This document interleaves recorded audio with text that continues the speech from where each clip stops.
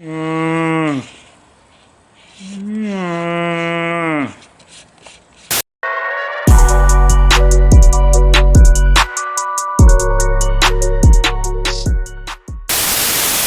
Welcome back, Jeep the Crew, to Hoppin' Jeeps. In today's adventure, we are putting on some new upgrades for Cookie Monster here. It's gonna be pretty sweet. We got ourselves a new bumper and a new winch. It's gonna be pretty nice, huh? I'm excited, Oh, that's for sure. Oh, it's gonna be sick. It's gonna be good. We're finally getting rid of this whole whatever it is they got going on. He has going on here. It ain't got no winch, no nothing. Well, before, when he originally bought this thing, it had some like 9,500 pound Quadratech wrench with the steel cable that didn't work. It was completely locked up. Whole thing sucked. Got rid of it. Couldn't take the bumper off quite yet because we was waiting for that bitch. Now that we got it, it's all coming together. The reason why we're changing the bumper is because it's very hard to get the even winch off. It took us like 2 hours just to get a winch off because you had to like do some weird. It was dumb. So I was like, no, we're gonna get a simple bumper. Oh yeah. Better winch because we went with the rough country winch. I mean, rough country. Yes, sir. So it's gonna look cool. It's a shorty too, so it doesn't come out Yeah. as far. A little stubby bumper. Yes, exciting. Yeah, it is pretty exciting. So the whole purpose between all this, we wanted to prove that we can budgetly build up Jeeps and still take them off-road and still be able to do the things you want to do. Yeah, because a lot of YouTubers, I mean, you know, they do They're tricked out, man. They do it for a living, so they can afford all that stuff. And Yeah. we want to show people broke. that are like us. We're just everyday people. That's right. You name it. It takes time to build them, but you can. You just have to pick and choose which ones you want to do first. Word. And just kind of go from there and just make it happen. Well, so what we got here, this is Cookie Monster. Right? Is that considered he? We all got to name the Jeeps. You always got to name the Jeeps. So that is a 2017 JKU Sport, actually. Mind you, these are both sports. None of them are Rubicons or Both Saharas. used. They were both used Yeah, as well. So both used. I'm the second owner of mine, and I have no idea what the hell he is with his. No clue.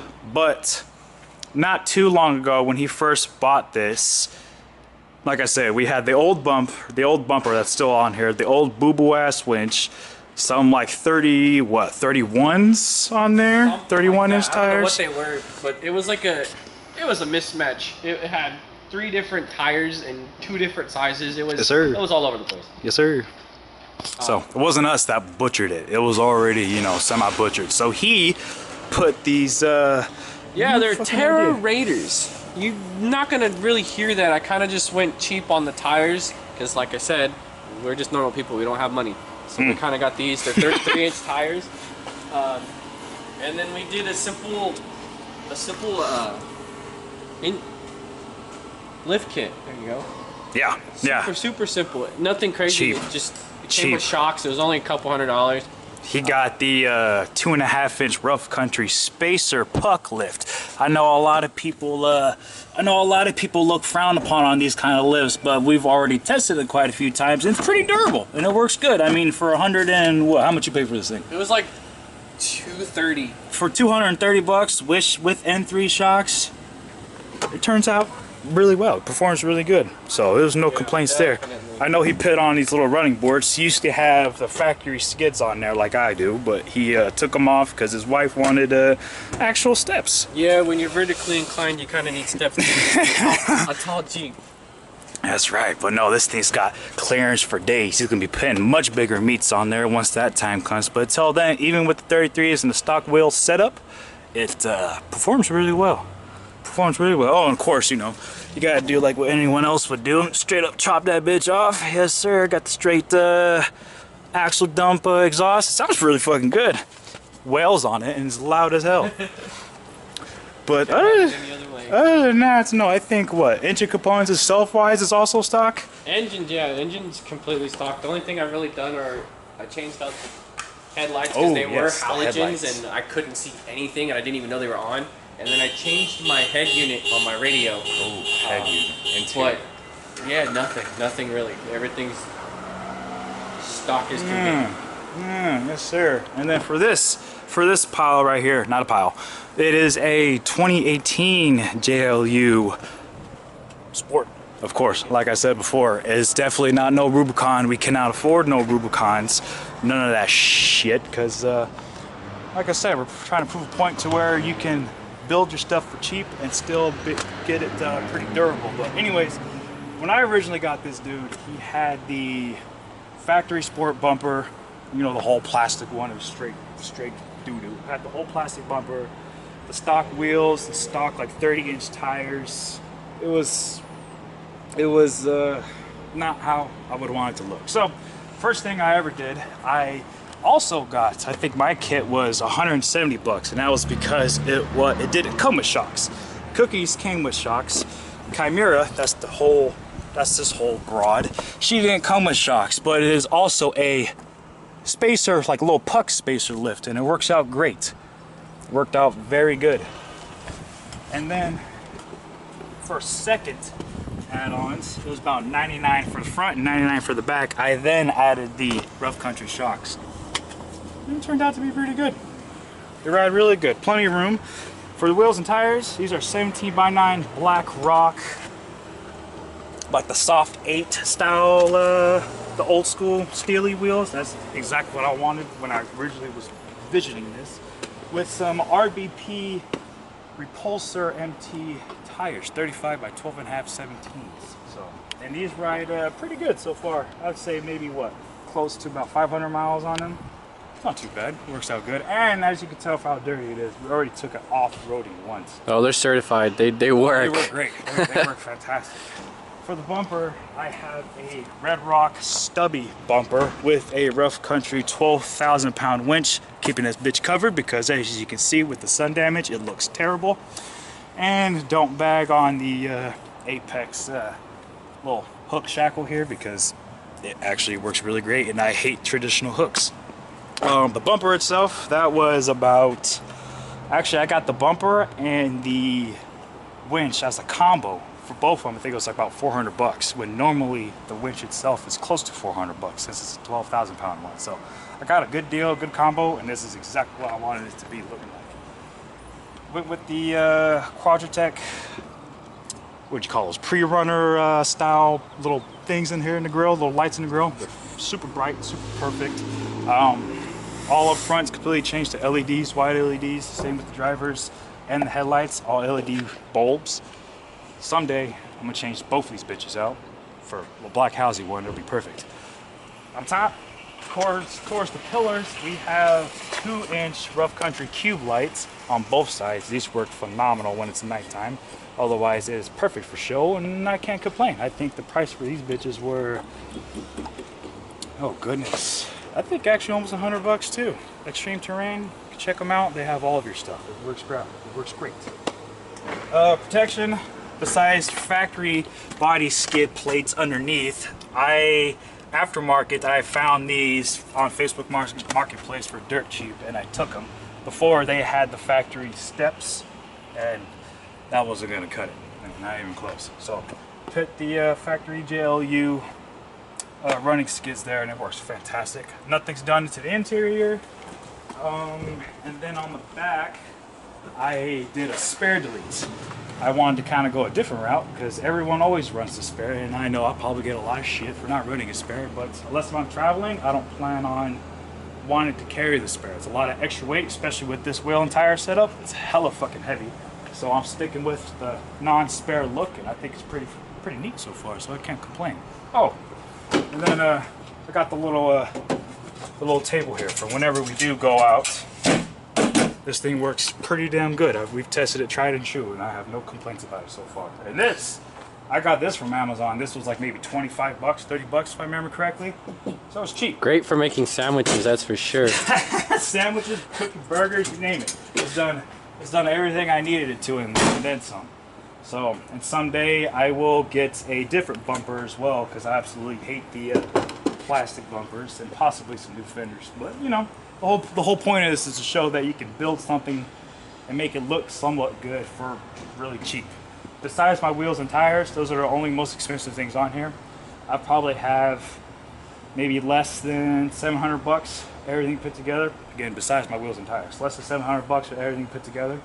And it's 2.5 inches raised with a winch, bumper, and a spare delete. So it's really not that built. And there's nothing done to the motor, nothing yet anyways. Yeah, they're basically complete Jeeps. Like, they're stock. I mean, yeah, they're basically stock. You don't need a whole lot to have fun in Jeeps. And it's great. It's perfect. It's nice, and that's kind of why we got into it, because there's so much of an aftermarket for the Jeeps that you can just, any brand that you feel the need to want, or you can, they have something. But yeah, definitely have, if you guys stick around with us for the life of these Jeeps at least, you'll see our build.